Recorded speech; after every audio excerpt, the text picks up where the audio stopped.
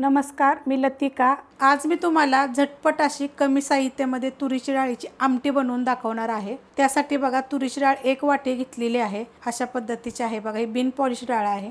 Cooker घेतलेला आहे, त्याच्यामध्ये आपण डाळ टाकून घेऊया। आणि डाळीला काय करायचं, 1 ते 2 पाण्याने स्वच्छ धुवून घ्यायचं, चुळून।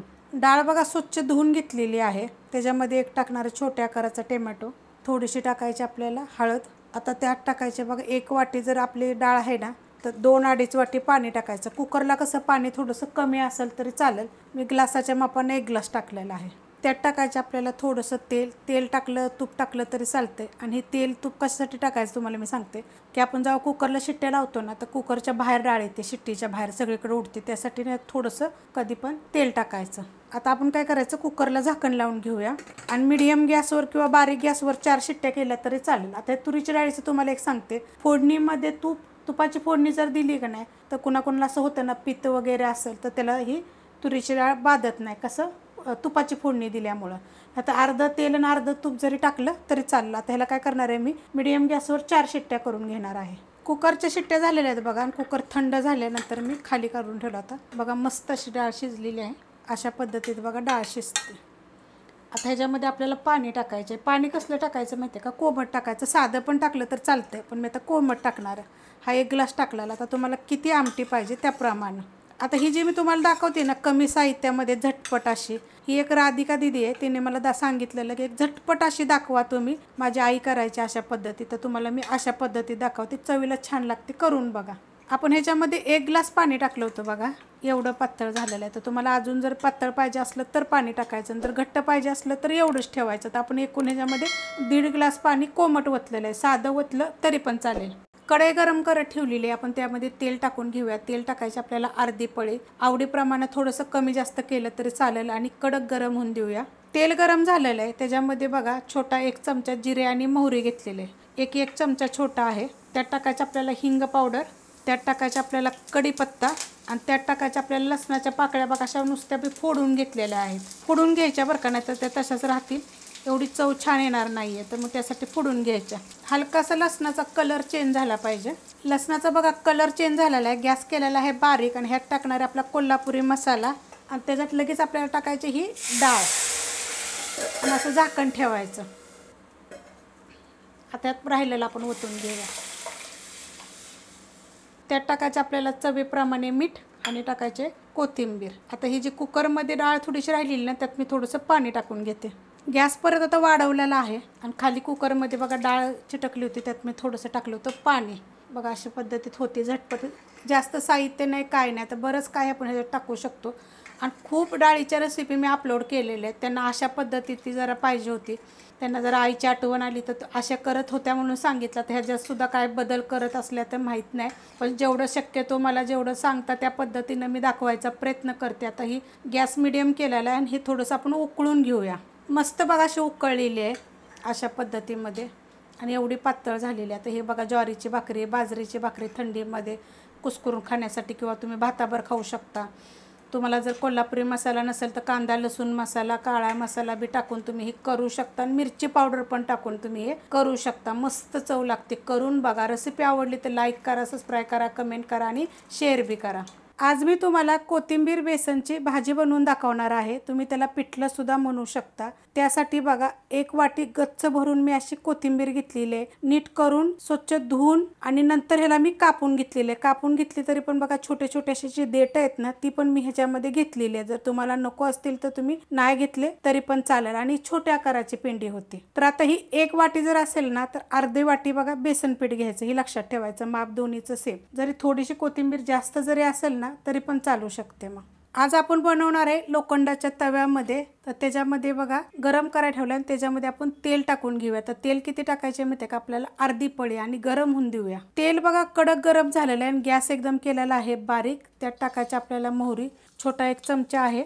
मोहरी चांगली भाजली की छोटा 1 चमचा जिरं टाकायचं। त्यात टाकायचे बघा कांदा चॉपरला बारीक केलेला आहे, मोठ्या आकाराचा। असं काय असतं माहिती आहे का, भाजी वगैरे असेल ना सुक्की, तर त्याला कांदा थोडासा जास्त घालायचा। तर हा कांदा आपण पहिला चांगला भाजून घेऊया। कांदा बघा हलकासा भाजलेला आहे, त्यात टाकायचे 1 गड्डी लसूण आणि एकच हिरवी मिरची अशी कुटून घेतलेली. जी मिरची आहे ना ही बिन तिखटाची आहे बघा, तिखटवाली बिलकुल नाही आहे, कारण की आपण याच्यामध्ये मिरची पावडर टाकणार आहे, त्यामुळे एकच मिरची टाकायची. जर तुम्हाला मिरची पावडर जर नसेल टाकायची मसाला, तर तुम्ही हिरवी मिरची जरी घातली तरी चालेल. आता हे चांगलं परतून घेऊया. परतून घेतलंय बघा, चांगलं भाजलं गेलेलं आहे. आपला कांदा पण चांगला भाजला आहे आणि लसूण मिरची जी टाकली होती ना ती पण चांगली भाजली गेलेली आहे. त्यात टाकायचे आपल्याला 1-2 चिमूट हिंग पावडर. मिक्स करून घेऊया. गॅस आहे मीडियम आणि त्यात टाकायचे आपल्याला एक छोट्या आकाराचं टोमॅटो. आता जर तुम्हाला जर नसेल टाकायचं तर जरी नाही टाकलं तरी पण चालेल. आता हे पण आपल्याला 1 मिनिटभर परतून घेऊया. परतून घेतलेलं आहे बघा, गॅस मीडियम आहे. त्यात टाकायची आपल्याला थोडीशी हळद. मिक्स करून घेऊया. त्यात टाकायचे आपल्याला ही कोथिंबीर. तर पूर्णपणे पाणी नितळून घेतलेलं आहे बघा आणि देठं पण घेतलेली आहेत. कवळी जेवढी होती देठं तेवढी घ्यायची आणि पूर्णपणे कोथिंबीर नितळल्यानंतरच कापून घ्यायची. आता हे पण आपण मिडियम गॅसवरच 1-2 मिनटं फक्त आपण ह्याला परतून घ्यायचं. मिक्स करून घेतलेलं आहे बघा. हे देठं दिसत असतील बघा, बारीक बारीक देठं ह्याचे. आता ह्यात टाकायचे आपल्याला चवीनुसार मीठ. हलवून घेऊया पहिलं आणि मध्ये करून घ्यायचं, कारण ही देठं जी असतात ना जरी कवळी जरी असली की नाही तर ही थोडीशी शिजली पाहिजेत बघा. ह्याच्यावर ठेवायचे आपल्याला 1-2 मिनटासाठी झाकण. 2 मिनटं बघा बारीक गॅसवर आपण झाकून ठेवलं होतं, तर झाकण काढून घेऊया, कारण ती जी देठं आहेत ना मग ती चांगली शिजली जातात. नाही तर काय होतं मग खाताना ना ती लागतील आपल्याला. तशी बारीक कापले तर चालतील. मी जास्त बारीक नव्हती कापलेली बघा, थोडी मोठी मोठीच कापली होती. आता ह्याच्यात टाकायचे आपल्याला हे बेसन पीठ. तर तुम्हाला माप सांगितले, 1 वाटी भरून जर असेल ना कोथिंबीर तर अर्धी वाटी आपल्याला बेसन पीठ पाहिजे.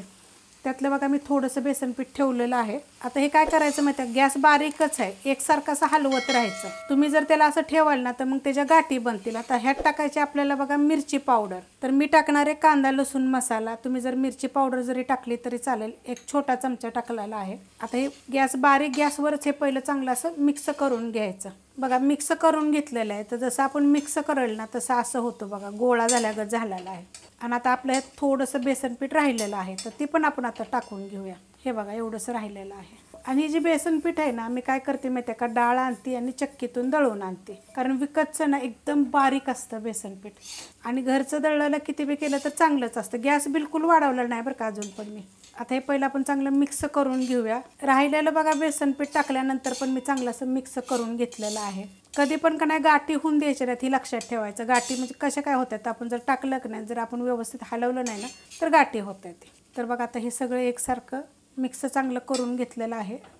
आता ही असंच ठेवायचं आपण. बारीकच गॅस आहे, गॅस बिलकुल वाढवायचा नाही, कारण हा तवा लोखंडाचा आहे आणि कडक गरम झालेला आहे तवा. आता हे जेव्हा आपण झाकण ठेवूया 1-2 मिनटासाठी, चांगली वाफ काढून घ्यायची, म्हणजे जे बेसन पीठ टाकलेलं आहे ना ती पण चांगलं शिजेल. 2 मिनटं झालेत बघा, बारीक गॅसवर आपण झाकण काढून घेऊया. मस्त असं बघा पीठ आपलं हे टाकलेलं वापरलं असेल आणि बारीक गॅसवर ठेवलं होतं बघा मस्त असं. तर हे कसं बघा आता असं केलं की नाही की मोकळं मोकळं होईल. हे बघा अशा पद्धतीनं. आणि जी कोथिंबीरची देठं वगैरे सगळी शिजतात व्यवस्थित एकदम आणि छान लागतं.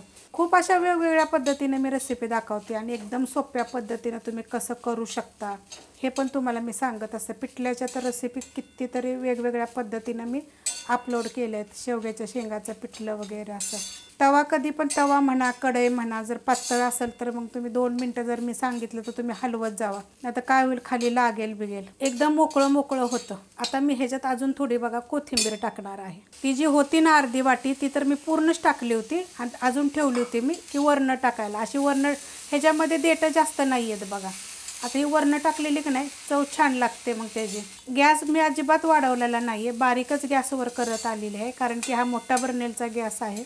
आणि दुसरी गोष्ट हा लोखंडी तवा एकदम जाड असा आहे, कारण की जर मी ह्याला मीडियम केला तर मग ही जे आपण झाकून ठेवलं की नाही तर ती करपून जाईल. आता ह्याला काय करणार आहे माहिती आहे का, 2 मिनटं मी बघा एकसारखं असं परतून घेणार आहे, जेणेकरून जी वरून मी परत कोथिंबीर टाकलेली आहे ती पण त्याच्यामध्ये चांगली मिक्स होईल आणि चवीला छान लागेल. कोथिंबीर टाकल्यानंतर बघा मी परतून घेतलेलं आहे. मस्त बघा असं मोकळं मोकळं एकदम झालेलं आहे. थोडंसं हलवलं की असं चांगलं की एकदम सुट्टा सुट्टा होतं, मस्त लागतं. करून बघा अशा पद्धतीनं. सुगंध तर इतका छान सुटलेला आहे ना, 1 नंबर चवीला लागतात. आता प्रत्येक जणाला काय होतं माहिती आहे का, बेसन पीठ चालत नाही, तर तुम्ही मुगाच्या डाळीचं काय करायचं, मूग डाळ मिक्सरला बारीक जरी केली तरी चालेल. कोथिंबीर वडी दाखवली बघा मी मुगाच्या डाळीची, तर ती जरी तुम्ही केली तरी चालेल, मस्त लागेल. आणि ह्याच्यात जरी तुम्ही अशी मूग डाळ बारीक करून जरी टाकली तरी पण चालेल. बघा एकदम मोकळं मोकळं झालेलं आहे मस्त असं आणि चवीला 1 नंबर लागतं. रेसिपी आवडली तर लाईक करा, सबस्क्राईब करा, कमेंट करा आणि शेअर बी करा.